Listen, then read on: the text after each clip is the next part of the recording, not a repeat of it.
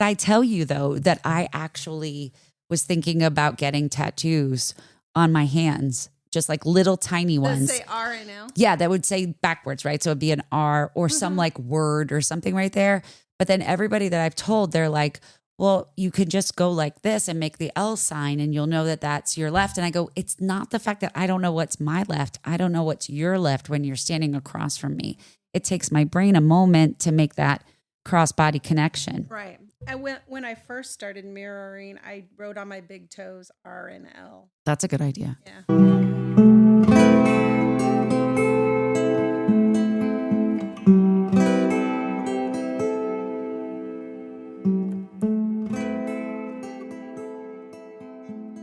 Namaste, yogis. This is Adrienne with How Yoga Changed My Life, a podcast. Today, I'm super excited because I have my bestie from years ago now, because we've been together for a while now in San Antonio, Jenny.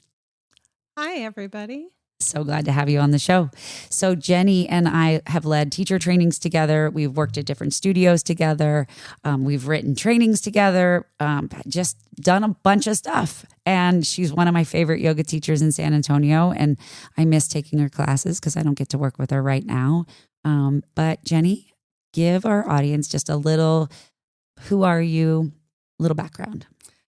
Yeah, so one of the most interesting things about me is I'm a mom of 6 kids. I had a hobby farm for a while and had milk goats. Wait, what is a hobby farm? A hobby farm is like you don't really make your living doing it. But It's like a passion project? like a passion project, right? So it was like a kid farm. Like the kids had to do jobs and we had milk goats and we had like 2 acres of gardens. Oh my gosh. Yeah, so it was like a really big endeavor. We did lots of food preserving and, grew our own food and just in the interest of teaching the kids to work and to provide a like healthy lifestyle, healthy food. So, And that was your background, like how you grew up. yeah. So I grew up on a working farm and wanted to give the kids the same work ethic. Gotcha. Yeah. So we just ended up doing that for about 15 years. It was great. I went to Stanford and studied human biology. So I've always been really interested in human biology and my, always did dance and in sports and everything like that. You're a big mover. Yeah. Like to move for sure. And so when I discovered yoga, it was very casual. Mm-hmm. Like, here's another thing to try. Do you remember where you were when you tried it? Yeah. So my when my second son was 2 years old and my husband was in the Army, we were at Fort Lewis, Washington. Mm-hmm. And it's like in Lakewood, south of Tacoma. And I just was taking classes at a local gym and started to try out yoga and was like, wow, this is fun. This is interesting. And I liked it. And I did it a little here and there. And with my husband moving around in the Army, different places offered different kinds of opportunities. So it wasn't a consistent thing at all for a long time. How did you meet Brooke? So we met at Stanford on a Halloween. At Stanford, they have this tradition where there's a mausoleum where the Stanfords are buried, and their son that they built the university for, he died when he was 13 or 14. Oh, wow. And so anyway, they have this big Halloween party and you kind of dance on the steps of the mausoleum. And that's where I met my gosh. husband. Yeah. And he is a OBGYN. He is. Yes. But mostly. Yeah. He works mostly on labor and delivery. That's what he does. He just delivers babies and teaches other people to deliver babies. Does he know how many babies he's actually delivered? Oh my gosh. It's thousands and thousands. I'm sure. But does he really keep track of it? No. Oh, that would have been kind of cool to do. Yeah. Yeah. But at some point it's too much. And when you're in the military and you're traveling and you're relocating all different places, it's not like you can do it like on a doorway or something, right. Measuring the kids' heights, right? Yeah. We had a board for a while that we carried around, to mark the kids' heights. Nice. I grew up in Idaho in the very skinny part at the very top up by Canada. No. Okay. Very cool. Yeah. And then you're one of how many kids?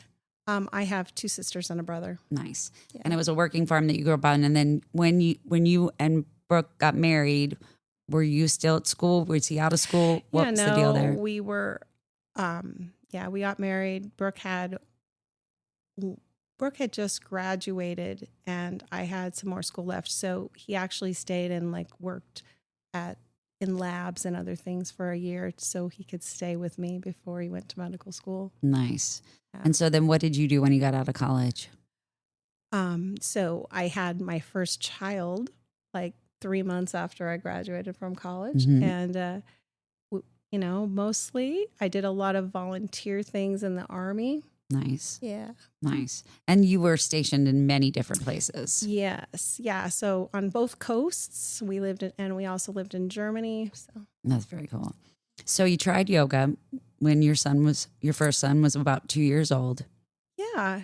And it was fun. I enjoyed it, but it wasn't something that I did all the time. And it really wasn't until my husband got out of the Army and we were in one place for a long time and the girls were involved in competitive dance that some of the dance moms were like, come and do this yoga with me. And so I started doing yoga and I started doing it, like 4 or 5 times a week. It was a really hot studio.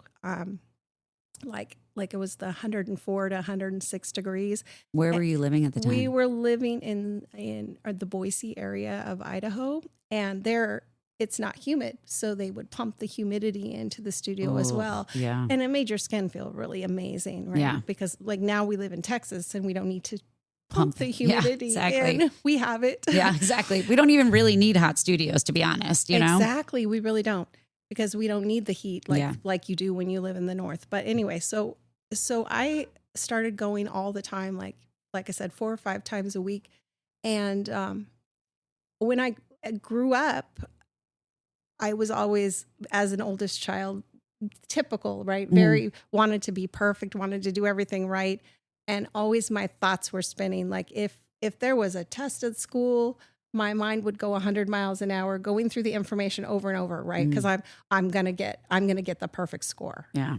You were so driven. Right. And of course, yeah, I guess that did get me into Stanford. Right, exactly. But on the other hand, it really wasn't good for mental health or for being able to sleep well or any of those things.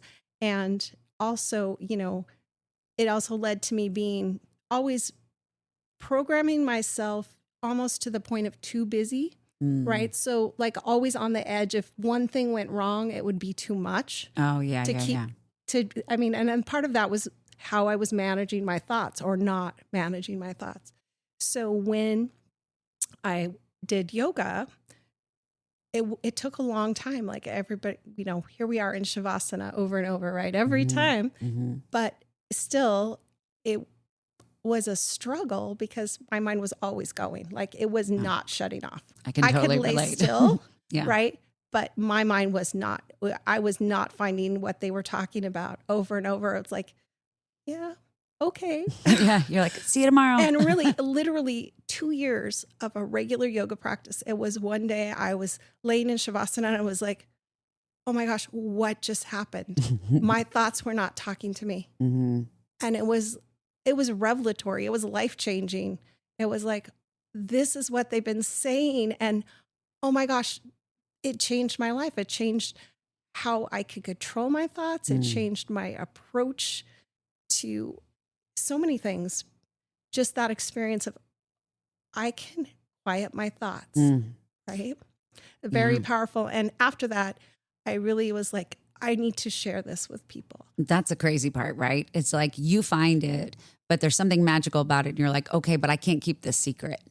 Right. People need to know. People need to know. And they need to know about it before they're 40 years old. Yeah, exactly. Right. Exactly. Yeah. So what made you want to become a yoga teacher then? Obviously that, but yes, what took you on that journey? Yeah. So, I had for several years taught some group fitness classes, mostly because I wanted to go to the gym for free. And I, exactly. Right. And I didn't want to pay. And it was fun. I liked it.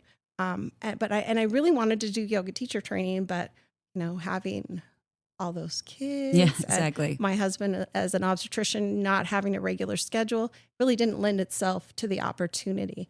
So when I finally got the opportunity to take yoga teacher training, and everyone in the family agreed, and it was a thing, I was just so excited. It was, yeah, I felt like I'd waited for years to get the opportunity to do that.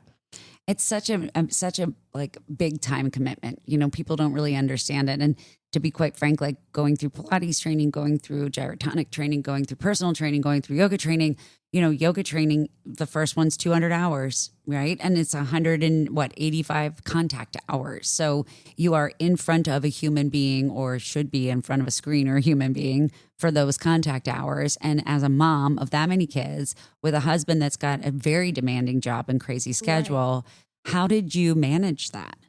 Right. So when I finally got to do it, I only had, I think, 3 kids left at home, and it was just like a family. The family had to agree, right? And I think that that's true about when you're going to embark on teacher training, that the people that you are, your partner or whoever, they need to understand that it's a big commitment, because it wasn't just the time away. It was that there were things I had to do, like we had days of silence, right, where I had to say to the family, I can't talk at dinner time because I'm mindfully eating.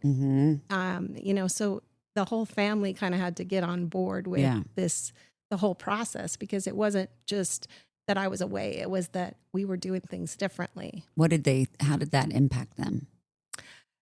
I think that it took a while to get used to eating dinner without asking mom for things. Yeah, right. Because you're like just pointing to stuff. Yeah, right. Like, not talking. Wearing a sign, not talking. Not talking. I'm mindfully chewing my food and being present. Right? But that's a great way to model for them as well, too. Yeah. You know, I mean, I've met some of your kids, and I know, like, your daughter practices yoga, you know, like she does. You have modeled behavior for them, and, you know, set an example that, like, you can do this, you know, you can learn how to control your body, and you can learn how to be mindful and be present. Yeah, that's funny. Well, Jocelyn now is an orchestra teacher. And so she teaches orchestra to middle school kids, and some of her classes are as many as 50 kids. And can you imagine 50 7th graders that are beginning orchestra students? No, that's like, that sounds like waterboarding torture. Right. Crazy. But really? So she does. Like, she called me the other day. She's like, I saw a special. I can get 7 months of yoga for $500. I said yeah, that's a good idea. Exactly. She knows that's how you stay mentally healthy, that you need that yoga break. You need to move. Right. You need to move and breathe. Have something where your mind can quiet down, and you can set aside all the chaos, because I mean, basically that's what she's living in, is chaos. Right. She's living in like a total, like, I mean, can you imagine the amount of noise and instruments of 50? Because you know they're not just going to sit there. If they have an instrument, they're going to play it. Oh yeah. Like I would be that way. I would totally be that way. It would be, and I can relate to you when you said earlier about like your mind going, like as you're telling your story, I'm like, oh yeah, I was an oldest child. Oh yeah, my schedule was crazy. Oh yeah, I didn't get perfect grades. I wasn't very smart. I had my gifts, you know, but for me, it was the same, very similar in the fact of every hour had something to do. You know, it was like I needed to stay busy, and it was almost like I was trying to fill the silence that I know I needed. Right. And I think that that's really exacerbated today, because people have they have their podcast on nonstop. They have their music. Don't forget to rate, review, and subscribe. Right. Like you need moments where you're setting aside all that input so that you can reset, so that you can just show up in the world how you want to show up. If we're always on and having input, we never have the chance to integrate. We never have the chance to show up how we want to show up, because we're just stimulated, overstimulated. Very overstimulated. And I think it's cool because you don't just teach regular people yoga or everyday people yoga. You teach in some really cool situations too. I do. I get to teach to an addiction recovery group which is so much fun. What I particularly appreciate them, if you've ever gone to a yoga class, you'll often hear the teacher say, if you don't want to do something, don't do it.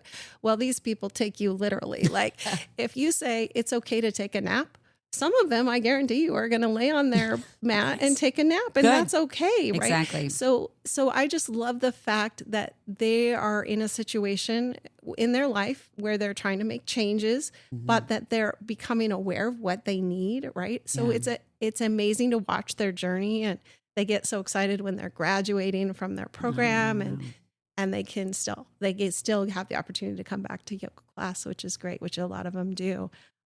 So I love that. And right now I'm teaching a college baseball team, which the enthusiasm and the willingness to try something out of their comfort zone is absolutely incredible. Like, we had so much fun because we started teaching them at a studio. We worked together like 5 years ago, and then maybe 4 years ago. And then all of a sudden, like they reached back out to you, and you're teaching at the college, at the university. And now we had just taught them, was it just the pitchers last time? Yeah, so it is officially the pitchers, but lots of the other players come as well. And, I get text from their coach. He's like, they said it was really hard. Whatever you're doing, keep doing it. Exactly. Right. Well, what coaches realize, and especially nowadays, you see it all over social media where NFL players, hockey players, football players, they're all doing yoga, Pilates. Tennis players. Tennis. Yeah. I mean, in San Antonio here, early on when I started teaching in San Antonio, I taught 3 professional golfers. Yeah. And it was like, oh, I didn't know there were so many people who made their money living off golf in San Antonio. But there are, and they were just raved about, especially like doing the breath work. Yes. How it made them be able to focus on their swing. I mean, I just really don't think that there's many professional athletes out there anymore who don't have some sort of yoga practice. Right, exactly. And I mean, if they don't, find this podcast and start listening and start practicing breathing and the meditations we have here. Because if you're moving your body for, sports, athletics, professional life, whatever, incorporating breath work and silence and meditation is critical. Yeah. And, like I said, my daughter is a musician. She's a violinist, and most musicians, just like athletes, use their bodies a lot in asymmetrical ways. Oh, big time. And so yoga really helps them to bring balance back to their bodies. Yeah. And this is one of my big sayings is yoga lets you do what you want to do longer. Right? I love that. Like you maybe you are the best tennis player in the world, right? But if you don't take care of your body at some point, you're not going to be able to do that anymore. Yeah. And so whether you lift weights, whether you like to run, bike, whether you like to get on the ground and play with little kids, right? Exactly. As a grandparent, you should be doing yoga of some form. I think that's really crucial. Is like, it's not about the hot, sweaty classes. It's not about the Instagram shots. It's not about killing yourself.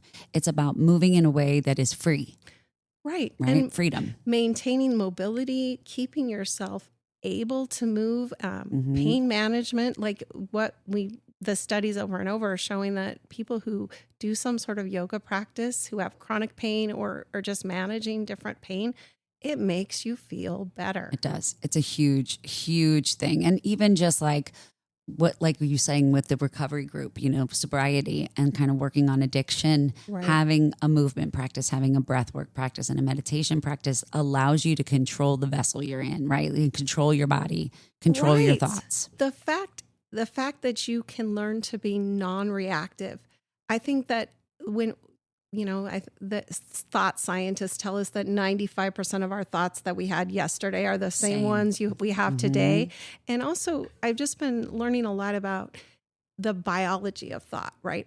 So we survived because our thoughts are designed to protect us. Right. Our brain's the worst case scenario handbook, right? So our brains are naturally negative. Yes. And when you do yoga and you have a good skilled teacher that's talking to you about yoga ideas, you learn, I am not my thoughts. My thoughts are often not even true. And I don't have to respond to that thought. Right. I can say, thanks for helping me, trying to help me, but you're not true. Right. And and you're not helping me right now. Right. And they're impermanent. Right. Everything is impermanent. So it's good to be able to say, like, I love the way you explain that, because I talk about that all the time, that, you know, your brain is the worst case scenario handbook.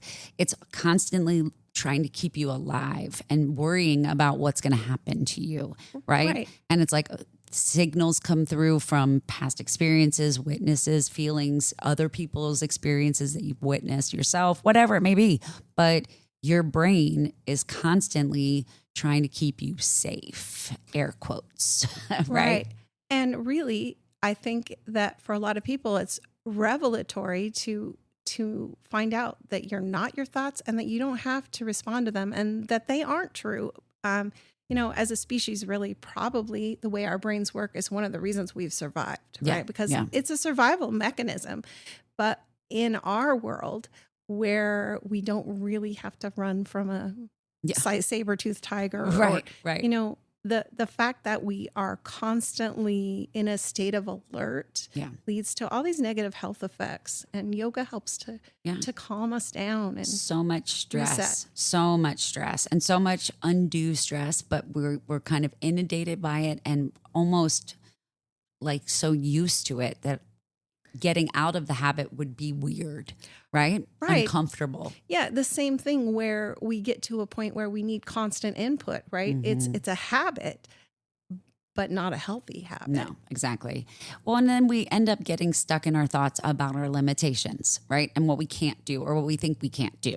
And I think that because of, I've been saying this on the podcast, I've been saying this forever now, is I don't think that we do a good job of teaching our kids how to regulate their nervous systems. No, absolutely not. Like if we're talking about anatomy and physiology, if we're talking about, you know, the principles or the president's physical fitness test, great, let's do a physical fitness test, but every kid should be in really good form, right? Don't make them hold a plank that's crappy, that they can't hold that plank well, right? Like have them learn it in their bodies and appreciate their bodies instead of putting them down, comparing them, being competitive, right? Yeah. Comparison. The thief of joy. The thief of joy, right? Good yoga quote. Exactly. So I've got to ask, and if you don't want to talk about it, we don't have to. But I do want to talk about the fact that you are a Mormon and that you do practice Mormonism and how. So I am a member of the Church of Jesus Christ of Latter-day Saints. And one of the things that we always, one of our beliefs is that all truth can be circumscribed into one great whole. And so I think that yoga philosophy, lots of those philosophies, I find them very much in line with my faith and my beliefs. I mean, ultimately, most religions and Christianity in general is aimed at being the best person you can be. And in yoga, we talk about shining your light, right? Yeah. So I believe we all have a light, right? And that when we can calm down our minds and be still, that the inner light, the light that's divine within us, can shine forth. I love that. Well, and what I love about you is that I can come to you about any religious question and you never make me feel badly about asking questions, because I'm like, okay, my experience with Mormons has not been anything like my relationship with you has been, because all I've heard and seen online has been not in the best light. Right. But what's interesting is that most of the time, if you get to know people and then you find out their religion, you realize, oh, they're just people like me. Exactly. And why do we have to give somebody a hard time for whatever their religious or non-religious beliefs are? It's like if they're the person that they show up to be, it's just a part of them too. It's a big part, right? But it's a part. And ultimately, and I think this is I've heard it said in a yoga class, and I believe it's true, that we're all spiritual beings having a physical experience here on earth. And, as a yoga teacher, one of the things that I like to help try to do for my students is create an experience in class where they can connect with the light within, where they can quiet their minds, where they can come home to themselves so that they can be who they were intended to be. Absolutely. Absolutely. Well, and I think, have you ever had anybody within your church question or anybody judge you for doing yoga? Absolutely not. That's a great thing to hear, because there is a lot of judgment out there about yoga. I actually had a conversation with a client the other day and I said, how do you handle stress? And she said, I move. And I said, okay, well, I get that. I go, but have you ever tried breath work or meditation? She's like, no, that's against my religion. Yeah. So no, I would, it's not against my religion.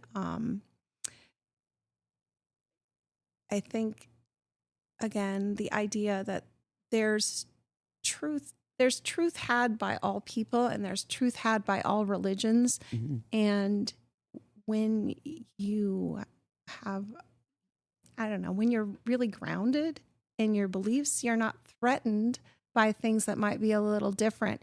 So a lot of things in yoga, I feel like the way Eastern philosophy, Hinduism, Buddhism phrases things, it may phrase it a little different. It may not use the same words, but it's saying the same thing. 100%. It's one truth, many paths. Yes. Right? Right. Right. Really, that's what it's about. And that's what I think you've made me appreciate so much about respecting religious beliefs in others and not being judgmental to people. I mean, it's not, we're all trying to achieve the same thing. We're all trying to be happy, healthy humans and live a good life. Right. And I mean, for the most part, people want to be good people, right? There's most people aren't there going, how can I be the crappiest human around? Right. And so when you operate under the assumption that everyone's trying to do their best based on what they know and their beliefs and their experiences, it's so easy to just be accepting of other people. And it is. Well, and you did a lot of studying. Like, let's be honest, you and I both are avid, voracious learners. Oh, yeah. I mean, tell me how many different, you could never tell me how many different trainings you did. Oh, I have no idea. But you've done studies in Nidra, in Yin, in restorative, in flow and dance together with yoga. What other? Yeah, I mean, really, if I love to dance my way through a yoga practice. I honestly, the moving meditation part, when you have had it choreographed, and you know it because you've done it a few times and you just put it together and move breath to movement. For me, there's nothing like that. It's the easiest way to meditate. Yeah. But I do also have like a sitting meditation practice, more Buddhist based, where it's a breath focused meditation in stillness. Cause I do think that, it took me a while to come to appreciate stillness, obviously from what you've heard. But now I can't go without it, right? Yeah. I need those moments of stillness. I just started back up on my silent meditations because I do a lot of like guided meditations because it keeps my brain focused on one thing. But I kept thinking to myself, like, dude, you know better. You know you can do it silent. You know you can do a breath-based practice. You know you can do an up and out. You know you can do it. And so I started doing it. And when I do it outside in the morning at work before I see any other clients. Usually it's like in between clients. If I have like a little bit of time, I set a timer for anywhere for like 10 to 20 minutes. And I set that timer and I sit outside in the sun. Yep. And that's still what you do. And I mean, and like, some days it's like, and other days it's like, oh, well, I tried. No, exactly. Or it's like, how many minutes are left? I'm not opening my eyes to look. I'm not going to look. It's only been a minute. I know. Those are the worst. I had one of those the other day where I just could not get out of like, there was noise in the background. I was outside. There was music playing. It was very noisy. And I was like, you can sit anywhere and be silent and still. Just focus on the space between your brows and breathe. And as soon as I let myself have that moment of like, right? And then just go, let it rest, just rest. Yeah. And I think that it's just, there are so many now different ways to meditate, different tools that help you achieve the meditative state. I mean, the expansion of sound baths, right? Yeah. Sound baths, the way that your brain starts to vibrate at the frequency of the bowls, is it like a shortcut way to quiet your brain? I think that's why they become so popular. Mm-hmm. And you did a lot of studying on sound too. Well, yeah, not so much, but like 20 hours. Yeah, but you've been studying, you've been playing sound bowls, and I think too, because of your background with biology too, knowing that there are energy centers of nerve bundles in our bodies that do have musical notes tied to them, and they do serve a purpose. Yeah. And I mean, just the whole vibration therapy, even Om, right? When we say Om, we are vibrating internally and with the sound of the universe, but stimulating our vagus nerve, right? Mm-hmm. So the whole, and going out in nature, there's a vibration in nature. That's why people hug trees or go barefoot. Yeah. When you do that connection, you reset your system. Yeah. And so yoga cool. does that too. It's just like, there's just so many now avenues that I just see open, like that I didn't see before. Yeah. That I think is such a beautiful way of putting it, because it does open your eyes to not the negative of the world, but really open your eyes to like what's really good out there. Because negative is very apparent and obvious, right? Right. What do they say about smiling? Isn't it something about how many muscles does it take to smile or frown? Do you know that? Yeah, Isn't there something I don't know about that? I do know like kids smile like over 400 times in a day, and most adults don't even smile 50 times in a day. Wow. It's crazy. That's crazy. Isn't it? Yeah, but like if you think about going back to how things in our society are so negative, it's because we are biologically programmed for negativity. So we actually have to fight against it and to resist when people are out there trying to stimulate our negativity, because it's just everywhere around us all the time, and so easy to fall into that. I mean, if you think about it, that's the same thing people do when they start to gossip about other people. Like your brain wants to, you want to go there, right? You want to go to that negativity. Spill the tea. Tell me all the dirt, right? Yeah. Right. Yeah. And so, and you know, the news and everything is always very much focused on the negative. I was talking to a guy who came to my yoga class. He's a writer, a journalist, and he was telling me that he's like, yeah, I have to write the negative stories because who's gonna buy my story if it's a positive feel good story? A few of those we hear, but for the most part, if it's doesn't have a negative bent, we don't want to hear it. It's not going to be on the news. We're not interested. It's the same thing. Like I watch the nightly news with my dad now a lot because he moved back from Australia. So he's living with us now. Lots has changed. I will catch all the listeners up at some point.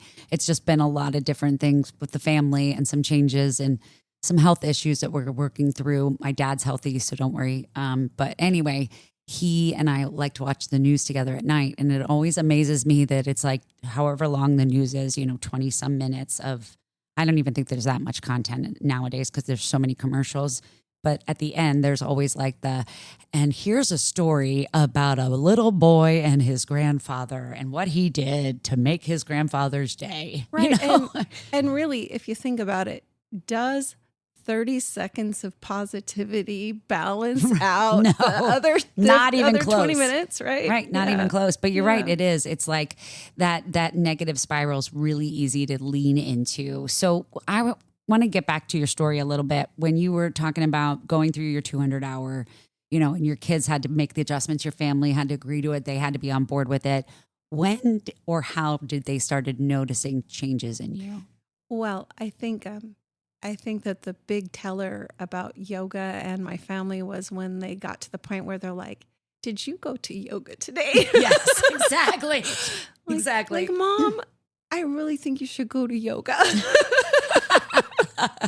Yoga makes us nicer, right? We can lean into that. Yeah, absolutely. I think it's just that the fact that when you dial down, when you go to yoga and you release stress, you just can show up how you want to show up in the world. And you're not just dragged here and there by whatever thoughts come in your head or whatever irritations, right?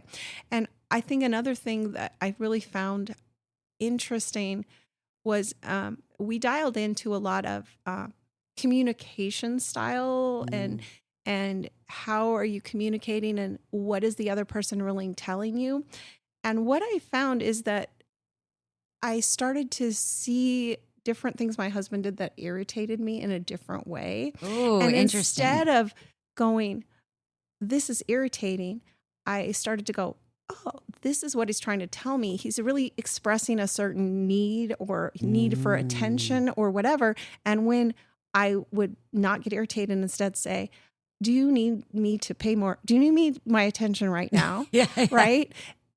It just even the communication, The changed, acknowledgement right? of it, right? Right. It wasn't that I wasn't reacting anymore. Right. I could step back and go, okay, what's really going on here? Yeah. Right. That's so interesting. That's so interesting. I mean, because I think the communication is huge. For me, I talked about that in my story. It's like I got clearer with how I wanted to talk to my girls, you know? It was like, I would say, inhale, lift your arms up, exhale, fold down, take your shoes off. It's like I would give them clear communication without judgment, right? At least try to, we're human. Yeah. And I think really anybody in any relationship, if you can learn non-reactivity, which we cultivate on the mat, doing sometimes hard things or just staying if you're in the hot room, staying in the hot room when it's uncomfortable, doing uncomfortable things and learning it's okay. Yeah. Then you can step back from the reaction. Yeah. Right. Question so for important. you. So you taught group fitness. You've taken tons of group fitness classes, Yes. right? So what do you say to someone who is a group fitness person but never done yoga? How do you get them to make that leap to try yoga? Yeah. So, I think in a gym setting, yoga seems to be much more palatable to rather than walking into a studio and it's all like, what is this weird, what are these weird things on the wall? Right. Exactly. Right. What is the music? And also, I think that when the music you choose to play also makes it more accessible to people who are fitness oriented. True. Right. So if I have a group, for example, even my baseball players, right? If I go to my baseball player class and I play woo-woo yoga music the whole time, they're going to be like, what the heck? Right. But if you play music that they would hear in their fitness class or that they hear on their whatever their TikTok, Spotify, TikTok, whatever streaming platform. Right. Yeah, I'm out of touch. But the radio. So whatever streaming that they listen to, then it's different. It's like, this is for me. And what do you say to yogis that are like, oh, we should not be playing house music or rap music, or what do you say to that? Well, for one thing, I think that there's yoga for everybody, exactly. Right? And there's, if you walk into a yoga class and that's not the one for you, then walk out and go to another yoga class. And that's the key. There's yoga for you. I promise you that if you look around, you're going to find the right place for you. Yeah, absolutely. I mean, and I feel like when we talked about this earlier before we got on the pod, but kind of how people have their opinions about yoga and they will not kind of open up their minds to see, wow, there's other ways you can do this. Yeah. So what I think is always interesting is people have such great preconceived notions about what yoga is, right?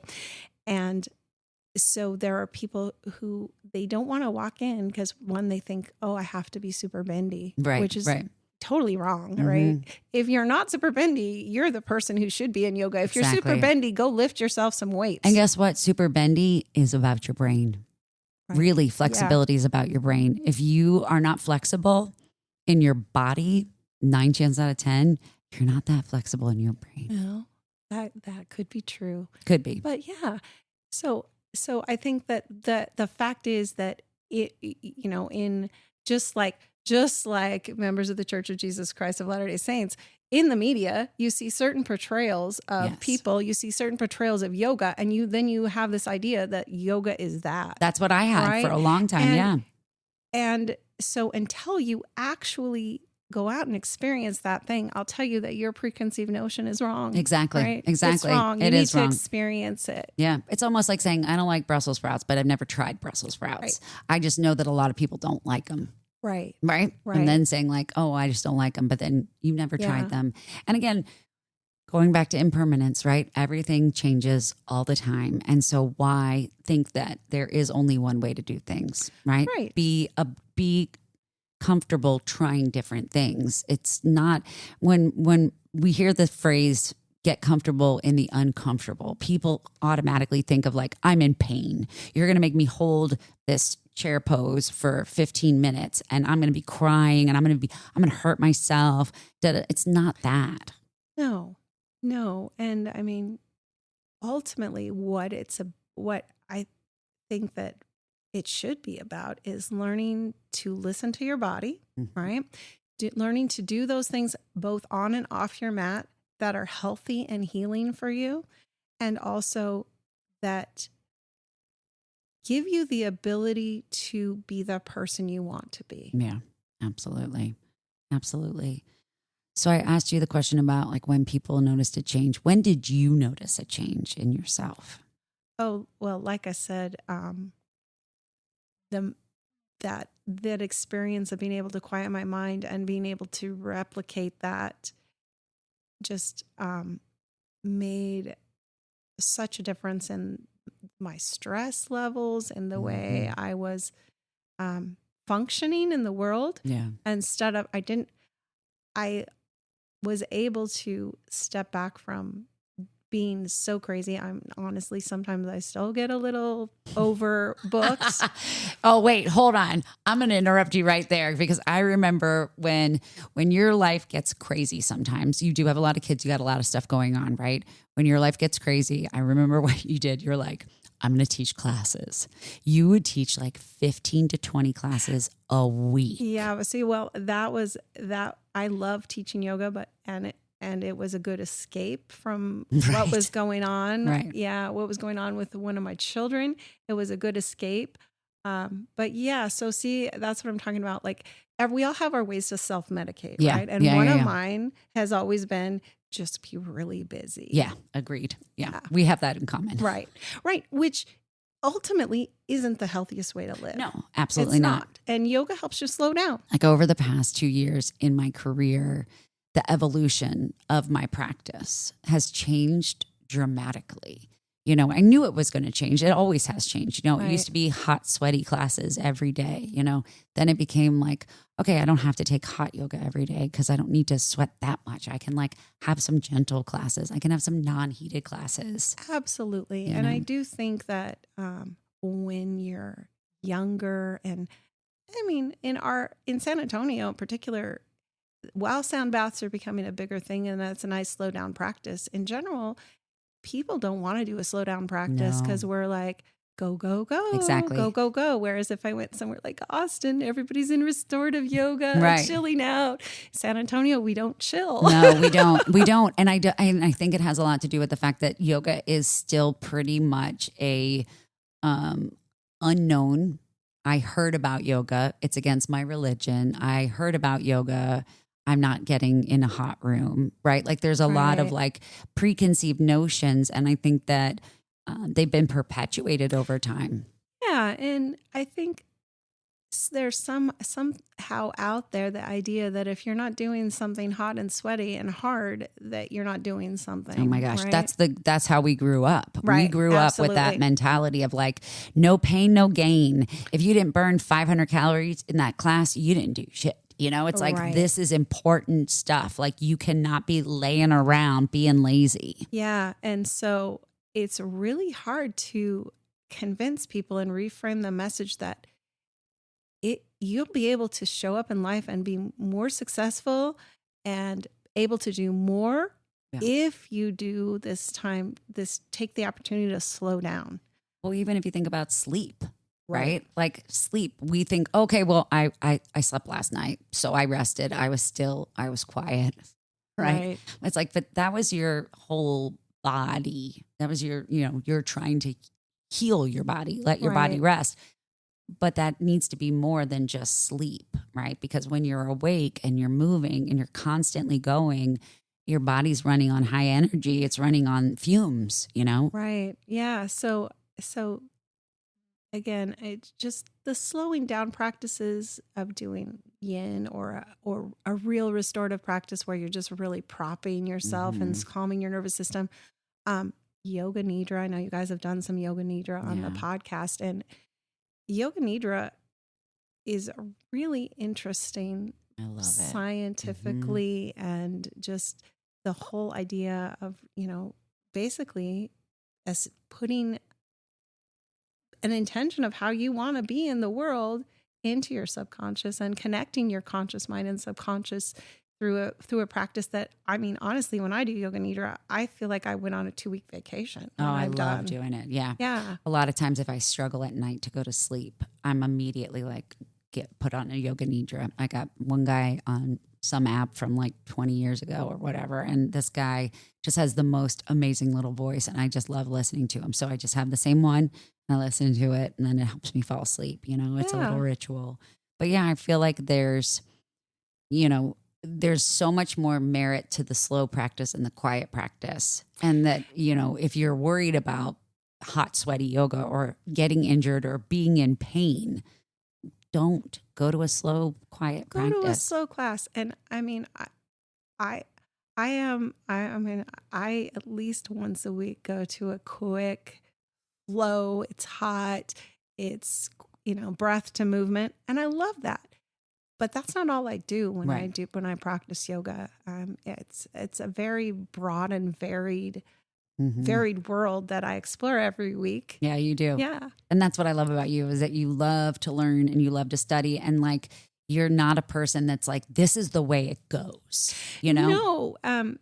One of my mentors once told me that really creativity is not coming up with something new, but it's taking ideas you encounter and putting them together in a different package. And so for me, like, there are people out there in the yoga world who get so attached to their particular style of yoga.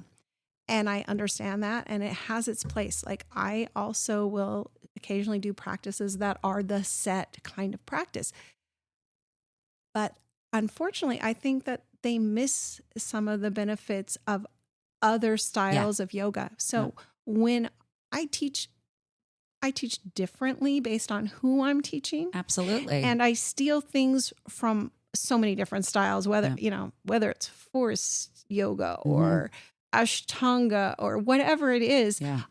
I incorporate those into my own way of teaching. And again, I think, as you become a really skilled yoga teacher, your population. Yes. Down to what kind of music should I play for these particular people? Right. You learn what's effective for them, and you learn what style of class and what things are going to be the right thing for this group. Yeah. And it's interesting too, because I think when you and I have worked in many different places together and we've written our own 300-hour teacher training together. We led it together last year and we're going to do it again next year. I can't wait. Can't wait. It's really exciting. It's called Vibrant Yoga Leadership.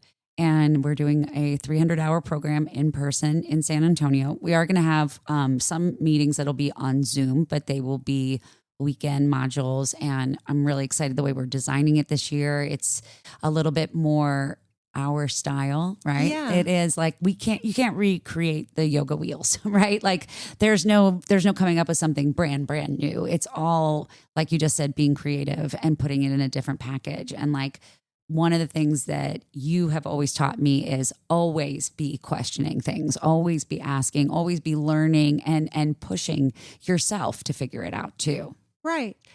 And I mean, I think that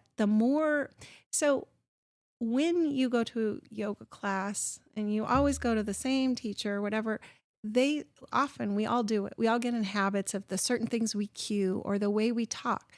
And when you take the time to go, how could I say that a different way? You all of a sudden reach that person who didn't hear your words before just because of what their experiences are. So I don't know, I'm always refining how I teach. And my students will tell you, I've never taught the same class twice. God, never. Absolutely Never, not. No. It just doesn't happen. And what I love is like when you're when you're thinking about a yoga topic or a theme that you want to use, how just as you teach, it evolves. Yes. It evolves, and you're like, this is what there's, I don't know, there's like this weird energetic thing about it between you and the students and the room and the container you create. That's like this weird synergy. And you're like, this is what the magic. This is what I need to say. Again, a yoga teacher, you're creating a container, you're creating an experience that you're hoping gave them something they needed that day. Yeah. Alleviate their own suffering. Right. And so, like I said, I don't know. I just have never repeated the same sequence the same way in my never the same playlist. Life. I've never even done the same playlist. I've always switched it up. Like you said, I definitely always going to people's classes. I jump all over the city when my husband teaches around the state and sometimes around the country. And I always go to yoga at different places, and I always come away inspired. Yeah. It's so exciting. And it's because of the fact that you're very open, you're very non-judgmental, and you're very caring. You want the best for people. And that shows in the way that you teach, in the way that you instruct people, the way you train people. It's just an honor to get to work with you. Yeah. Well, and like I said, last time we did yoga teacher training, I just came away again so inspired by our students and how they showed up and the things that they brought and just their enthusiasm and dedication. But just like I felt like a good teacher does, that I learned as much from the students as I hope I gave to them. And I think that the same, for me, the same energetic exchange happens absolutely when you teach in a classroom, even if, or, in a studio or gym or wherever, not on Zoom so much for me, not my favorite, but the energetic exchange that happens, like you walk in with a certain energy that you create the container for the students, and they come in and they kind of feel your energy. But at the end, when you've done a good job, you get so much more back than what you brought. It's like a collective. It's a collective energy. Yeah, it's so beautiful. Right. So if you're out there and you only do online yoga, step yourself into a studio. Yep. Get on a mat with people. The energetic exchange is just incredible. Yeah, it really is. It's neat too. I got a message from one of my students today who took my class. And he said, wow, I felt a muscle that barked today that I hadn't noticed in years. It's like, and I love it, and it's like those kind of little messages, they mean so much to me, because it's not about hearing them as much as like knowing that I did a good job, right? Or not even a good job, that I was present, that I was mindful, and that I was helping to create this container, Yeah. And so for me, like if you're teaching on Zoom, I did it for a while, and it just feels like teaching into the void. Whereas when you're with people, right? And even I've been to yoga auditions where you're just teaching, but no one's doing yoga. Yeah. And like, this doesn't feel right. Like, I don't feel like I can have a good pace or that I can see what's going on. But when you teach a good class, even if you don't get any feedback, you feel it. You feel it. Absolutely. Yeah. It doesn't have to be spoken, right? It's just every once in a while when you get a note like that, it's like, oh, that makes me happy. Absolutely. Absolutely. When you hear your students say, that one thing you said, it changed so much for me, or, that was just what I needed today. Yeah. How did you know the words I needed to hear today? Yeah, exactly. It's like, I don't know how I knew that, but collectively we got there. Right. Collectively. And that's the biggest thing, is it's not about the person as much as it is about the collective when it comes to yoga. That's the community. Absolutely. The community. And that's what's great about, going to a class, the same class, one class regularly. You see the people, you make friends, you start to learn different things about their life. And like, I have one student, she has severe scoliosis. And if I see her name signed up on my class, there are certain things that I do in class because I know that helps with scoliosis. So, you do as a teacher, when you are able to know your students a little bit, you're like, magic. You change what you do. You're like, you think of, so I teach little kids at, it's basically Sunday school. We call it primary, but it's like Sunday school. Mm-hmm. And same thing, when you know them, you know what kinds of activities or what kinds of things are going to speak to them. I have one little boy. I love him. He for 6 months, he only colored with a purple crayon. He's so cute. And he always tells me it's October now. He's been waiting. He's having a Teenage Mutant Ninja Turtle birthday cake. Oh, wow. Right. But you get to know them. Yeah. And then you change how you teach because you know the people. And that's what we do as yoga teachers. Yeah, we too. do. We do. And that's, I think, what's very rewarding. And it also is a job, right? Like you have to respect it. Right. You really have to respect it because, you know, people share a lot of stuff with you sometimes that are not for other people or for, you know, things that may be really heavy energy that you have to avoid taking on, right? Right. What is one thing that you hope that our listeners can learn from our talk today? Ultimately, that yoga is for you, right? Like if you've never done yoga, if you've only done it a certain style, if you've never tried a yin class, if you've never tried nidra, if you've only done yoga on Zoom, explore a little. I think you'll be amazed at what you find. Absolutely. Thank you, Jenny, so much. This was a great conversation. So much fun. You'll be hearing more from Jenny. I'm going to have her do a meditation for us so we can have her amazing meditations. I love listening to her. And also you'll hear more from us about Vibrant Yoga Leadership in 2026 for our 300-hour yoga teacher training program. So stay tuned to listen for that more. Jenny, thank you so much. Thanks, Adrienne. So much fun. It was great.